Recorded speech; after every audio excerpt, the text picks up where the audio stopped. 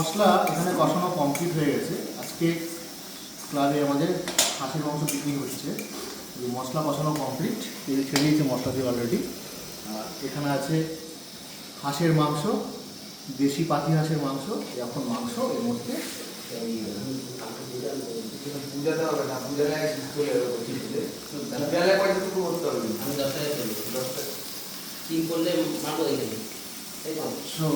ঝাল ঝাল করে বানানো হবে। এর মতো কি হলো? করে দিবে এর মতো আর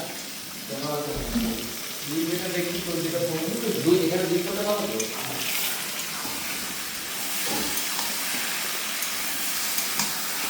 হাঁসের মাংস একটু ভালো করে কষাতে হবে, না হলে টেস্ট আসবে না।